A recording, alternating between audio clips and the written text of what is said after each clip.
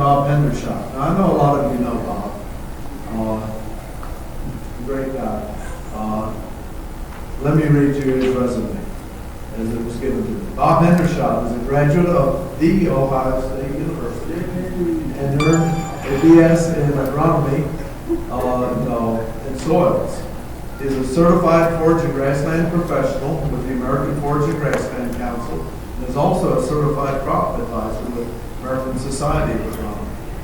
Bob started Green Pasture Services, a pasture consulting service with forage seed and temporary fencing sales after retiring from USDA and RCS.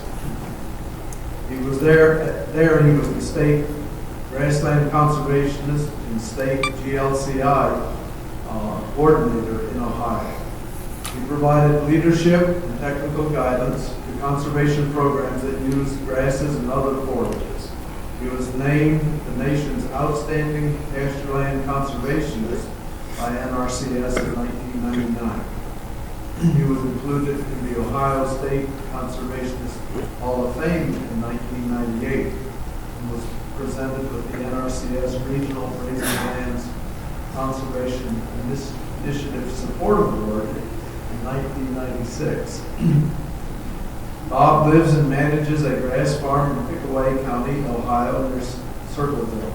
He and his late wife have 3 grown children and 3 grandchildren. He has a pasture-based sheep operation and also grazes stocker cattle and sells pasture-raised beef.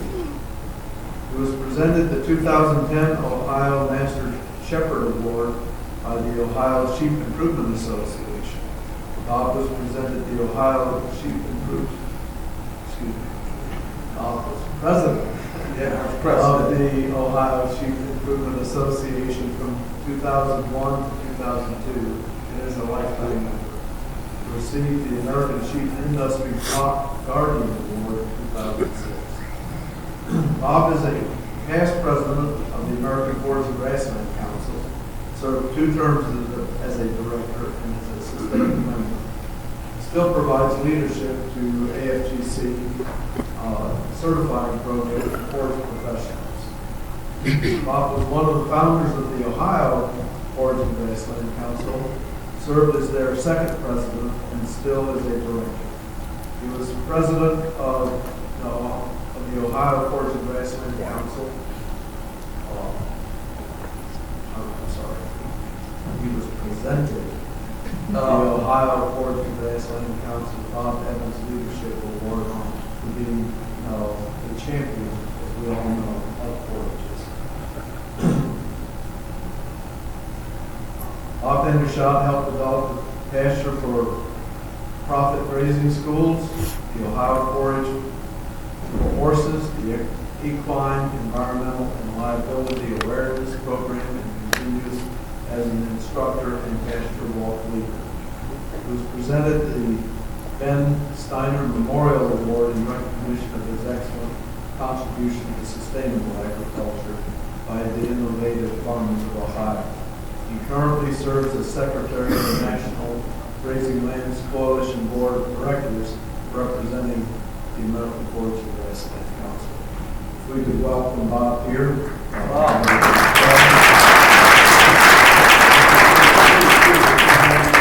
Thank you, Doctor. Appreciate that.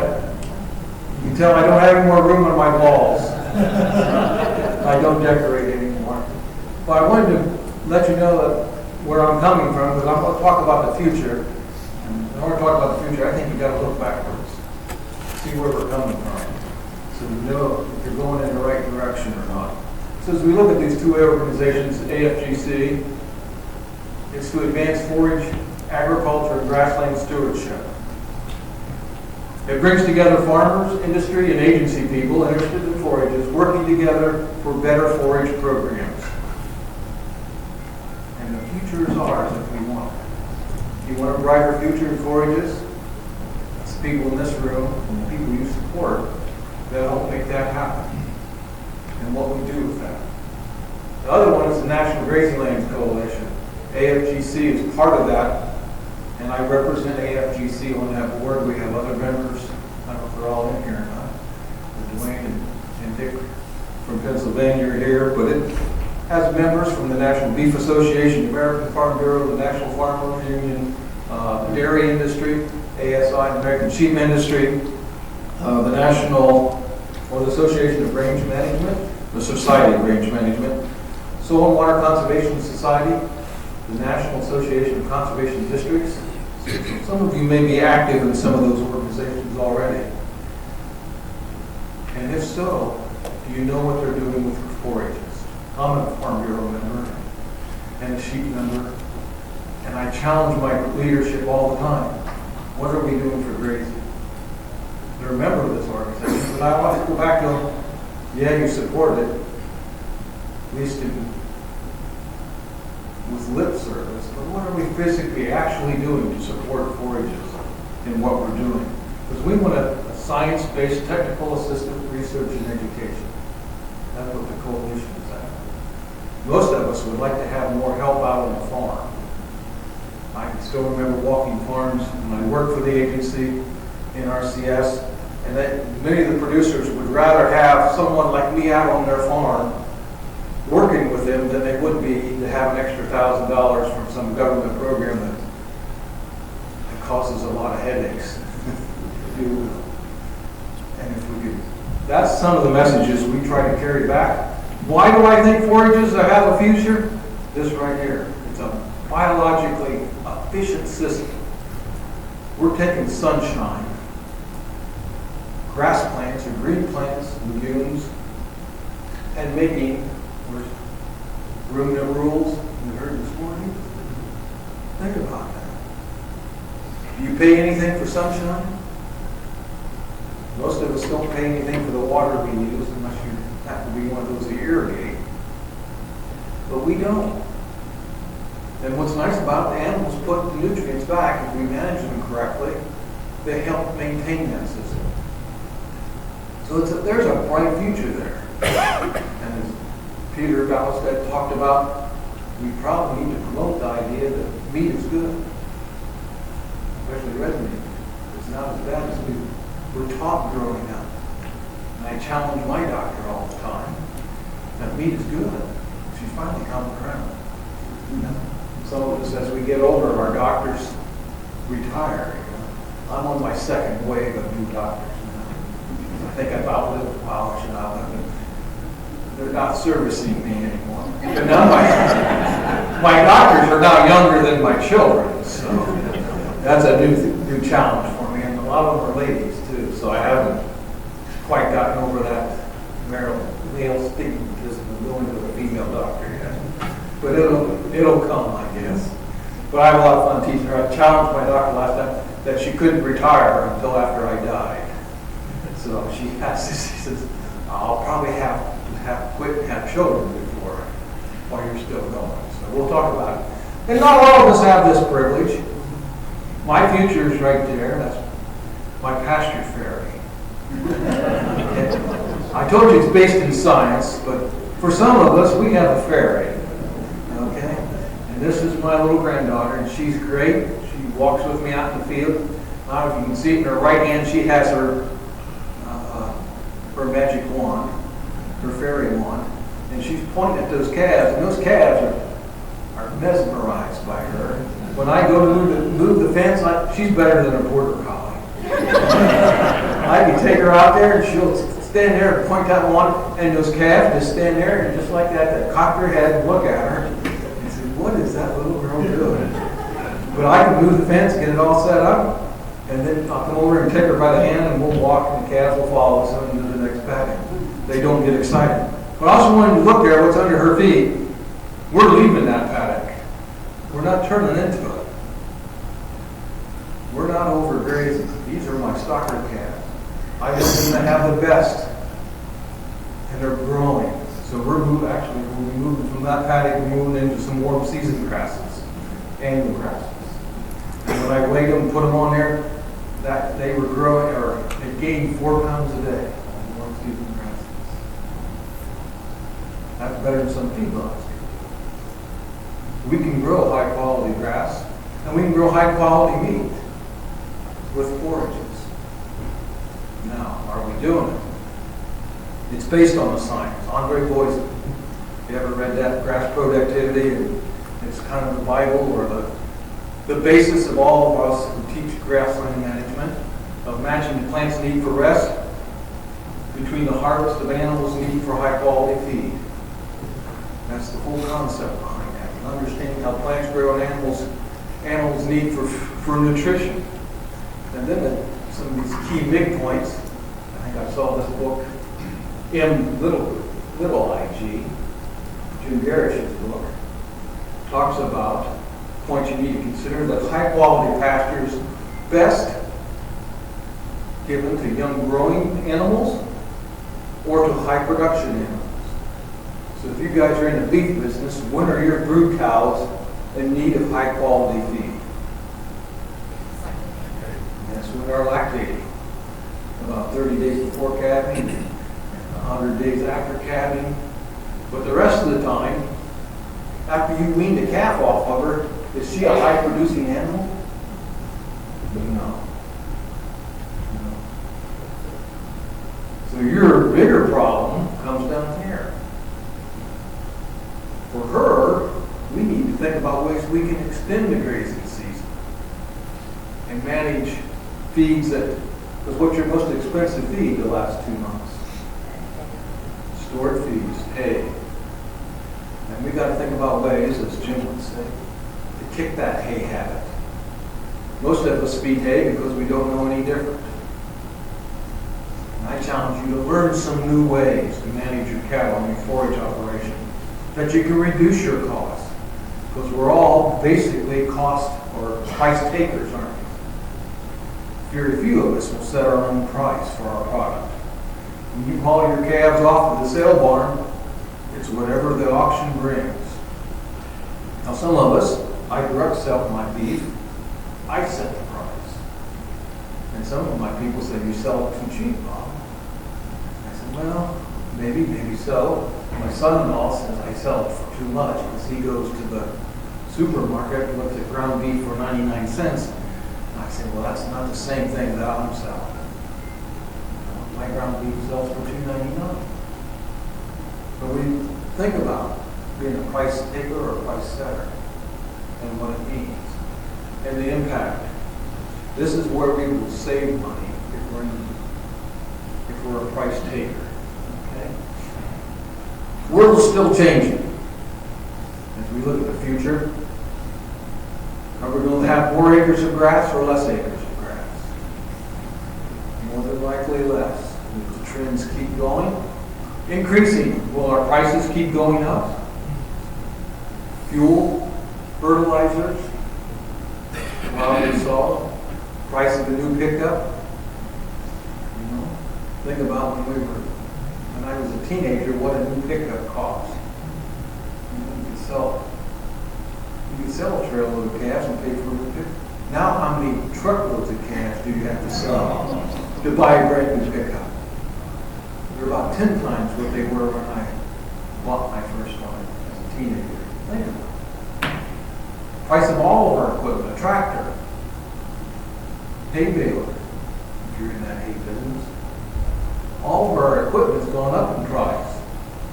When we started baling hay and coming into that mindset, what did a brand new baler cost? And the equipment, probably not nearly what it does. Probably it costs you more now to replace the tires on your tractor than it did to buy that first square baler that you bought, that International 46. So think about it. Things have changed. Socially, things have changed. And we hope things continue to change, like Peter talks about, where we can have more input into that. Environmentally, things are getting, as more and more people don't know what agriculture is about.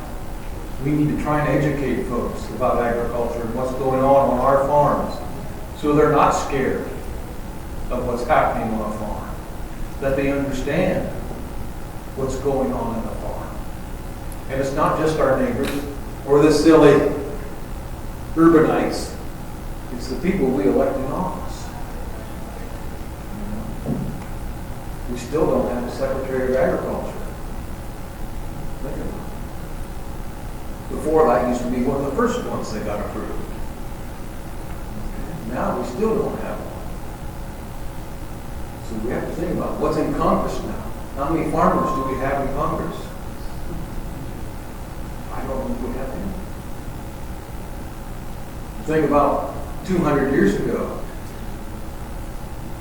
who were in Congress. Was our first several presidents farmers? We've lost that in our country. We probably need to realize that, and as farmers, be more active and proactive and be an advocate of our profession and our industry.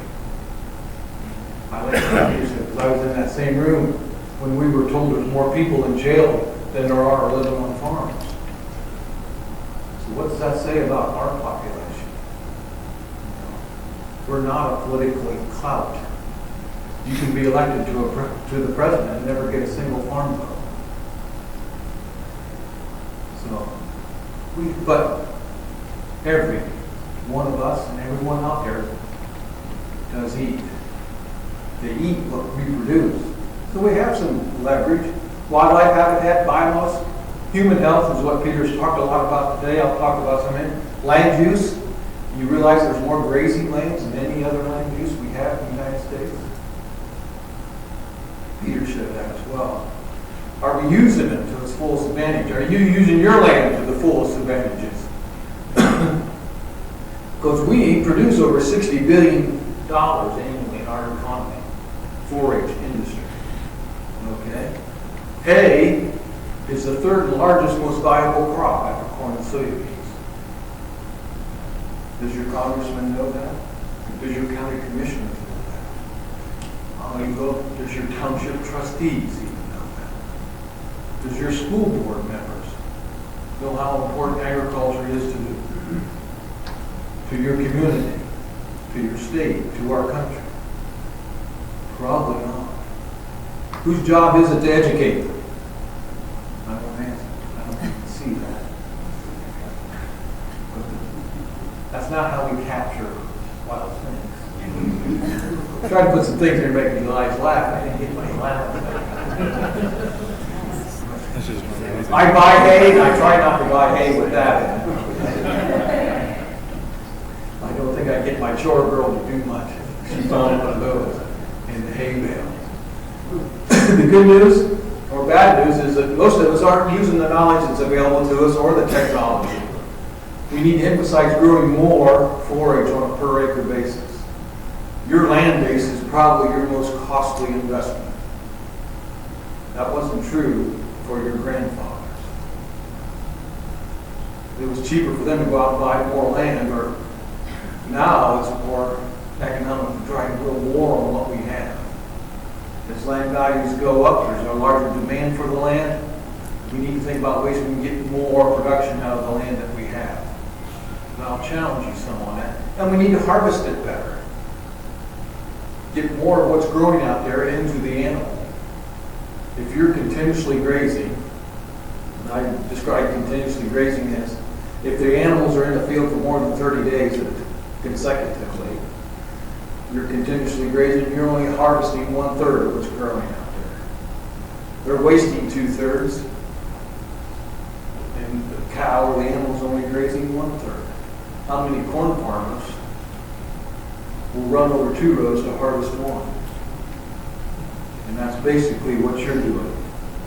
So we need to think about it. There are lots of good things, there are a lot of good ideas from around the world, even within our own country here. Come to things like this and learn it. Taking something back home that you can adapt right away is important. Fertility is one of those. I see the computer slide. That 75 plus 2.5 CEC should be under potassium, the K, for you chemistry and challenged individuals. I didn't get a challenge. P is phosphorus, K is potassium. So we like to get our pH, our fertility in order. Dr. Raven had a session about that. We want to try and get our pH right, get our phosphorus levels for our grasses and our legumes to grow properly so we can grow more. Fertility often is one of our limiting things. We can't do anything about the amount of rain we get, but we can manage our fields to get better fertility out there. Be it purchase fertilizer, I say, I don't make my own hay anymore, I buy hay. One of the things I don't have any free labor at home anymore. And raising girls I thought would be hard to get hay made. But actually, girls can bring a lot of boys around. They know that, having 3 daughters. So they can make a phone call and half a dozen boys show up. Of course, they have to work with Dad. The problem is most of them don't come back in a second. So I help them weed out. But when I started looking at it, I can buy hay cheaper than I can make it. And when I look at hay, I'm bringing nutrients onto my farm. Remember, that hay bale has phosphorus and potassium in it, has calcium in it. So when I bring that hay on the field, that's just like, so what I did in my accounting ledger, I took what I had budgeted fertilizer and put it over in my hay purchase account. So what I was buying fertilizer, I now buy hay, and my fertility levels continue to go up. So are your fertility levels on your fields going up, going down? And if you don't know, that means you're not taking soil tests, which is one of my favorite sayings. If you don't measure it, you're not managing it. And soil test is how we measure soil fertility. One of my favorite slides is this one. We talk about what's happened in agriculture. Corn, 1930. My grandfather was farming 50 bushel an acre of corn. It was pretty good. When I graduated high school, 75 bushel, went up 50%. I can remember that because that was my dad's yield that year, and I came home from school and helped him harvest. I hadn't been that many years ago. I didn't think. Some of the younger folks think I'm old. Then in 07, 08, it jumped to 142, almost doubled. 2011, when I retired, it was 158. What happened that year? That 306 was the first time ever that the world record corn production exceeded 300 bushels per acre. Now, just 4 years later, the world record just in the state of Virginia, where this was 532 bushels an acre. And I really think these are competitions. It's not practical to do that, but it can be done. It can be done. Okay. It's like race cars. Not everyone's going to drive a race car, but hey, they can go fast. It gives us a challenge in terms. And I also like to say that Ohio State, right now, the state corn yield in Ohio is larger than the corn plot yields at the Ohio State University. The average farmer in Ohio can grow corn better than the university does in their corn plot trials. Think about that. Transfer of knowledge has been so great to the corn producer that he's doing a better job than the university is doing. And I challenge my university people that you need to step up the game. You're not challenging the farmers anymore. You need to learn. Now, they'll counter and say, yeah, Bob, but we're not choosing the hybrid. They're giving us the corn. We're just raising one by one, side by side. I said, true.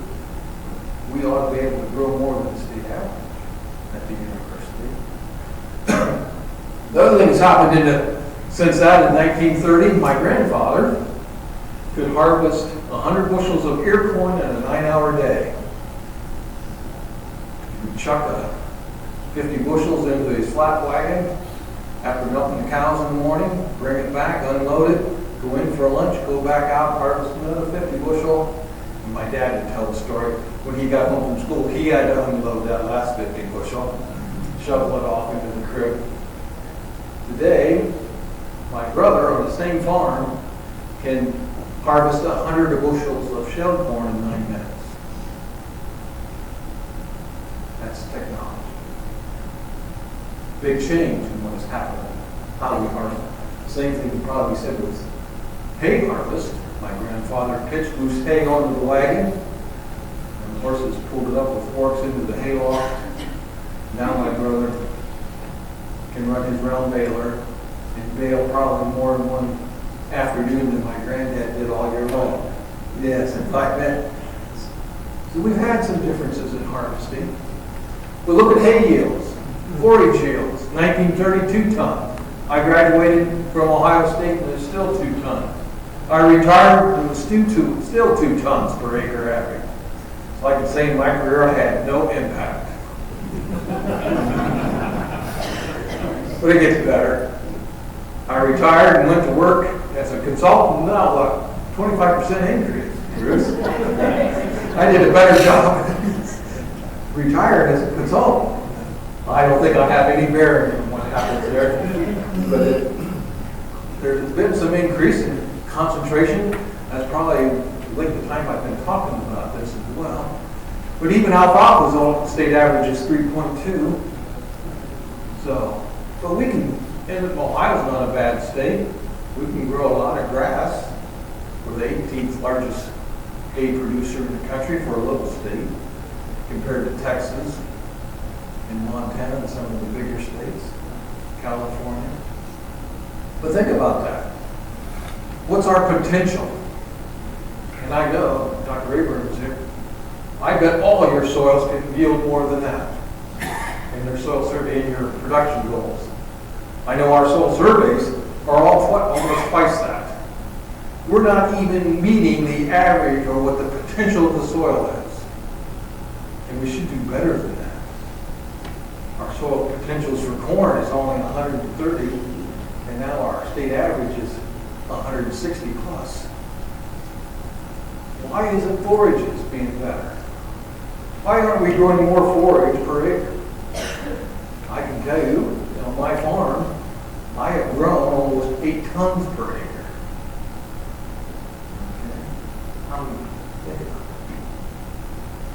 I measure my grass in my fields every week. Now I can't do it every year. But so I challenge some of our forage stuff. Maybe we ought to have universities challenge each other. What's the potential? How much grass can we grow? How much grass can you grow? Would it be cheaper to double your yields or to buy another acre? What's another acre cost you? It'll be cheaper to double your yield. And there's no reason we can't double our yields on 4 acres. So I'm going to challenge you, why? Why can't we do that? This is what my grass looks like. 45% tall fescue, 15% bluegrass, 10% orchard grass, 18 white clover, 10 red, and 2% forbs.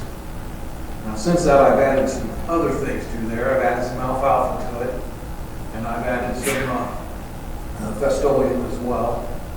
So I've added more diversity to my farm, my grasses.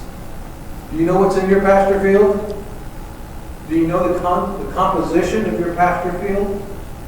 I bet every one of you know the composition of your cows. Some of you can probably tell me the pedigrees of your cows, maybe back 4 or 5 generations of some of those cows. But can you tell me the composition of your forage base? What's growing on your farm? And I'm not asking you to tell me the species or the varieties. Can you identify the species? Do you know the species that are growing out there? And this is where I'm going to challenge you. Someone's going to get one of this. Red clover. Why aren't we growing enough? Probably because most of us do this right here. What's 2 tons? How many pounds in 2 tons? 4,000. Real close to 3,900, isn't it? I'll work this side. So if we do nothing, we're right at 2 tons. So that's what tells me most of Ohio does nothing to their pasture field in terms of managing it. Because if I don't add any fertilizer to it, I'm going to get 2 tons. And this is old stuff, really, 78. This is a 2-year average. Adding 6 pounds of red clover, got 5 tons. Okay? 11,000 pounds. That's more than double, isn't it? Think about it. All they did was add 6 pounds of red clover. About 8 acres worth. Why don't farmers do that? They could be easier, maybe. Add 90 pounds of 90 pounds of nitrogen, 200 pounds of urea. You can double it, get 6,700. 180 pounds, but what's that going to cost? What's a pound of nitrogen cost? Anybody? About 50 cents a pound. That's $45 an acre. How long is that nitrogen going to last you? How many growing seasons? That red clover is going to last how long? If you buy the good stuff, it'll last you 4 or 5. And what's it going to cost you? 6 pounds of red clover. $25, $30 an acre. It's cheaper to get more for it. So why can't we do that? To me, that's a no-brainer. It's a no-brainer. It doesn't cost me nearly as much, and it lasts 2, 3, 4 times longer. Well, I would do that every day. Think about that. If I gave you $1, would you give me $10? I need more friends like that. Think about it. We need to think about that. And if that doesn't excite you, look at this other work that was done. Looking at tall fescue, where we added red and Ladina clover for 3 years in Indiana. Cows gained 5 pounds or 5 tenths of a pound, half a pound more per day. So over a 200-day grazing season, they put on 100 pounds. Didn't lose weight, they put on 100 pounds. What my animal scientists do. A fat cow's half winter is what they used to do. So if she's going into the winter with fat on her back, she's going to perform a lot better. What's her calf going to look like? A whole lot better. Versus a cow that's going in hungry and thin. Then if you look at calves are putting on a half, or almost 7, more than half a pound. Oh, sorry, half a pound. 3 years, tall fescue with red and Ladina clover. In Indiana, calves were putting on a half a pound more. These are the calves running with the cows. So in 200 days, that's an additional 100 pounds. What's the price of a calf today? What you sell your calves for? Multiply that by another 100 pounds. Would that pay for the clover seed? And plus more. So then in the next couple of years, it's free. You don't have to buy that clover seed. That's just extra money in your pocket. I assume you're in business at least to make some money. It's not all just hobby. These are the ways we can make some money. You may have to invest a little bit. Then if you look at yearlings or growing steers in Virginia, they put on 2 tenths of a pound, not nearly as much, but they're eating probably better grass since it's orchard grass. But putting that Ladino and clover out there gets us even more. We're doing nothing. So how many of you have already put your clover seed on your pastures? Okay. How many are going to do it yet? Okay. And have you bought your seed yet? Everybody buy their seed? Nobody yet? Not yet? You want a bag of clover seed? Oh, you're on the phone. Now, the part of it's make sure you get good inoculants. Now, the problem is you got to carry it out of here. I brought it up here. But And I'll be we very need careful with all that. get good inoculant. There's been a tremendous increase in inoculant. And it's really improved. Clover has changed a lot. A lot of our book values for red clover and how much nitrogen they were based on old varieties. The new varieties of red clover have more leaves versus stems. The more leaves you have means they're going to collect more sunshine, which means they're going to have more energy. The more energy they have, the more they're going to share in the roots, the more rhizobia they can host on that clover plant. So the newer varieties not only last longer, but they make more nitrogen for you. Then if you buy a better grade of rhizobia, There's people out there that are selecting rhizobia that are more efficient. They can make more nitrogen, just like we have done with our beef cattle, selected for our genetics that are more efficient. They've done the same with microbes in terms of rhizobia. So there's so much more we can do. Now I realize most all of you have rhizobia in your field, but we can improve what you have and make that system better. Fescue toxiosis is another issue that we're can be dealing with, and I stole these Peter from Maryburg stuff. But they have good slides.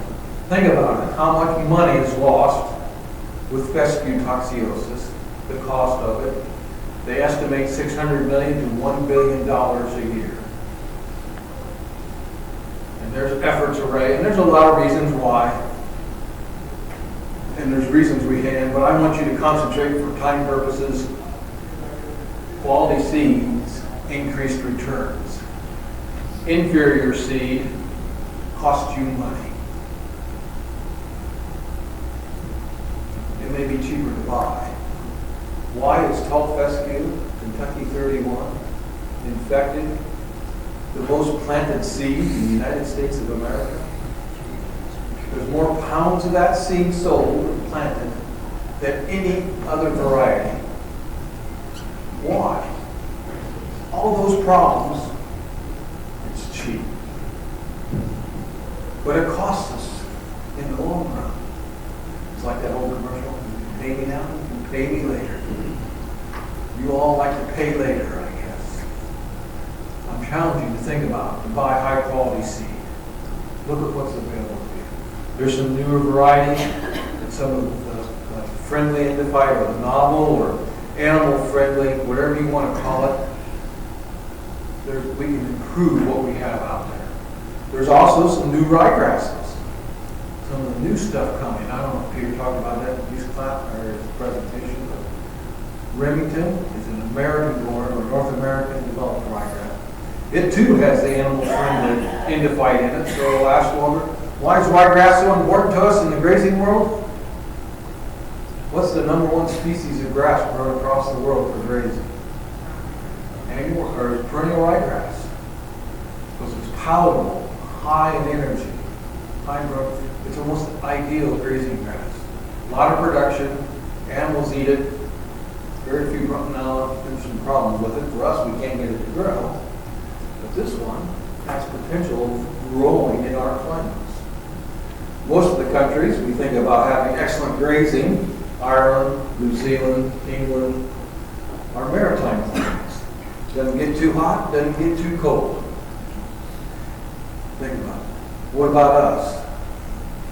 We get really cold and really hot. We're a continental climate. We have the extremes. Ryegrass doesn't like the extremes for the most part. So as we use the term we, I'm in the seed business, but I'm not developing seeds and prototypes, but we're looking at, we can really start to select, and there's some tremendous work being done in the forage industry in terms of genetics. Most of what we plant are old genetics. Hallmark, benchmark orchard grass, post-World War II, older than me. What my father would have got when he got out of the Army after World War II. And we think that's new stuff. Climax Timothy. How old's Climax Timothy? It's even older. We need to look at buying higher quality seeds, newer genetics. How many of you would use a 1950 bull? No. I showed steers at the county fair in the 60s. I can still remember my first steer. Weighed 784 pounds. I wasn't very tall, but I could look over the back of that steer. Now, some would say I'm still short. I'm as tall as I'm going. And when my daughters and son were shown, I could not hardly look over the shoulders of those steers. We've really changed animals. We've changed a lot in forage genetics as well. Don't be afraid to try and improve. How do you improve the genetics of your beef herd? Buy a new bull or bring semen in, You can change the genetics of your forages on your farm by bringing new product in. Very few of us would liquidate all our cow herd to change the genetics. You probably bring it in. That's an easy way to start. Now, for some of us with toxic fescue, our only answer may be to eradicate it. And Missouri's in that mode right now with a special NRCS program to eradicate infected tall fescue and plant these novel varieties, novel enterprises. That hasn't moved east yet, but they're still working on that. But think about that. In Virginia, West Virginia, Pennsylvania, Ohio, if we would eliminate all the toxic tall fescue and plant. Because how old is Kentucky 31? When did we start planting it? That's when it was released, but we really didn't start planting it until after World War II. It's a fairly new thing. Your grandfather, I don't know, you guys not me. My grandfather didn't have tall fescue. We had bluegrass pastures.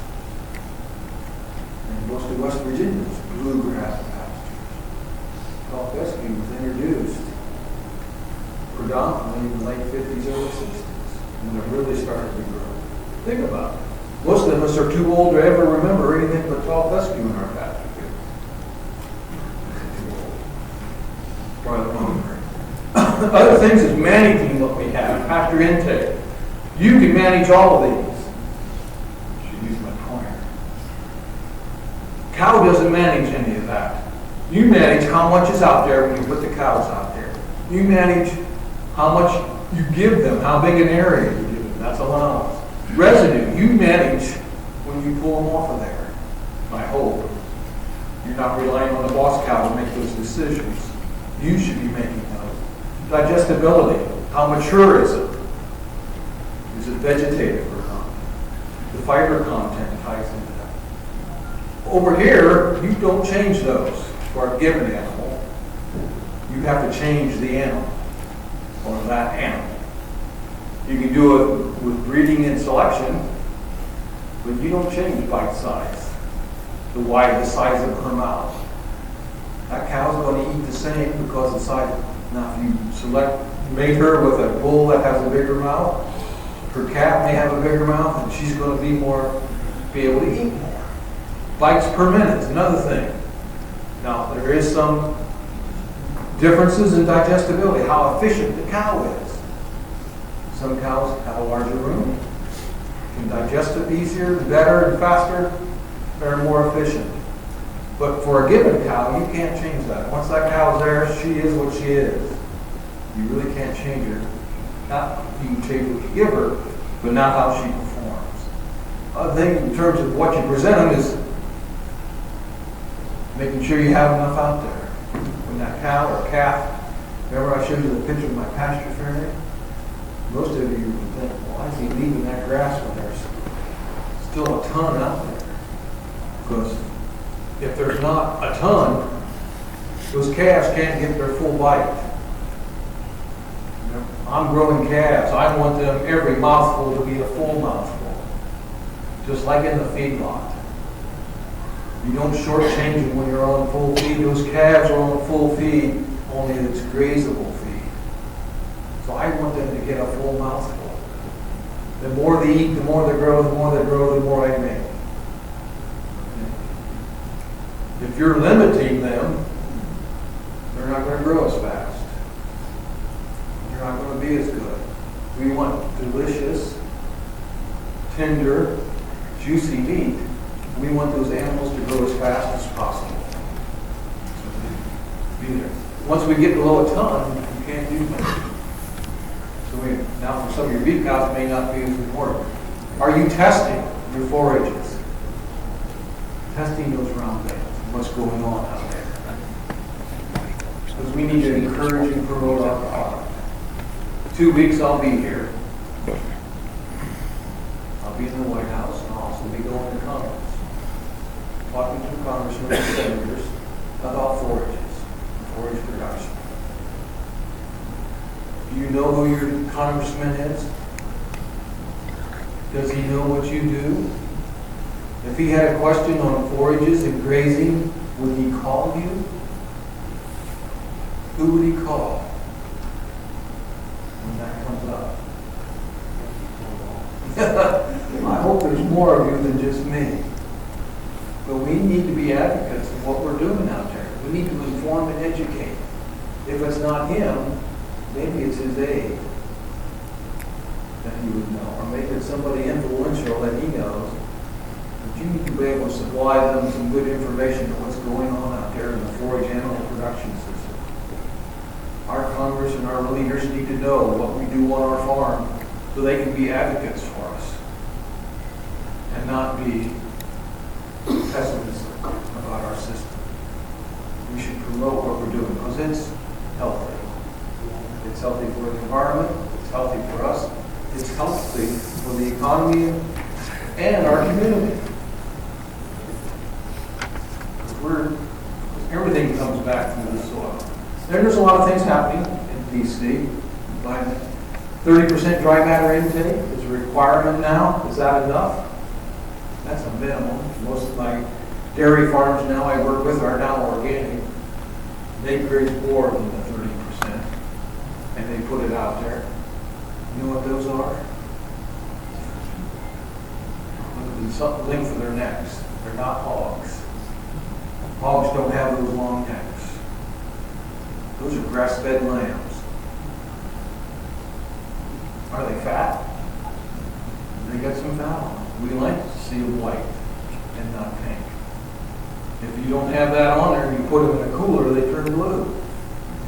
Most of us don't like to eat blue meat. Okay? But look at those legs. Look at the size of the line. I'm a shepherd, so I brag on my product. Think about that. I can do that. Have you seen your animals without the skins on? Do you know what you're producing?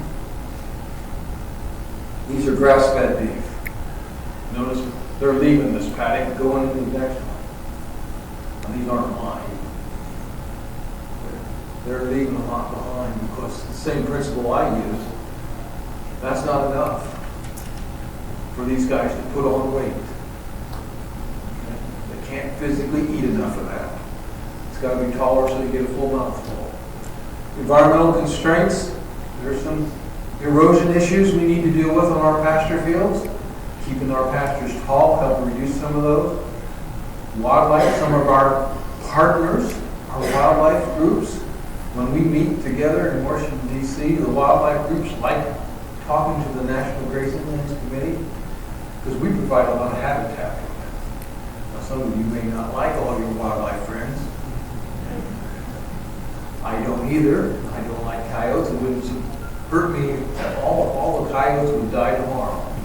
Okay, as lambs are getting ready to be born on my farm, out on grass. Coyotes and black vultures are some of my worst enemies. But we do also provide a lot of pretty scenes. If you go to Europe, England, those farmers are paid to graze. The silly Americans go there and pay big money to ride cruise buses, look over the hedges and see these animals out in these green pasture fields. Where's my director bag from West Virginia down here? Think about that, West Virginia. If there were scenes where tour buses could go drive through the state and see grazing animals. Pleasant scene. You've seen this. This is a rainfall simulator. Another one of those things that National Grazing Lands Committee looked at. We leave some residue. We get clean water running off. Most of it goes in. The same here. Meeting canopies where most of us would be at. It's a little dirtier. But this, if we graze too short, look what's happened. A lot of it runs off. And when it runs off, it takes stuff with it. Nutrients and soil. So we want to try and leave that out there. And some of you may know that guy. That's Jim Garish. And I think about it. Do you work for your cows?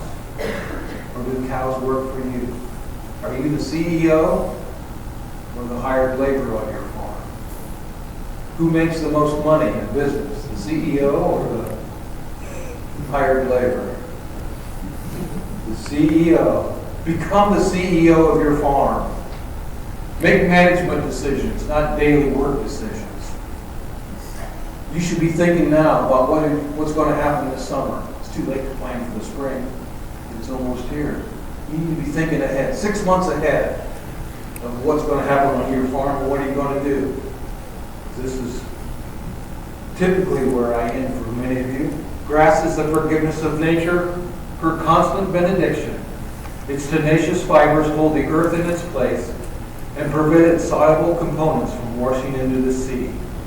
It invades the solitude of deserts, climbs the inaccessible slopes and forbidden pinnacles of mountains, modifies climates, determines the history, character, and destiny of nations.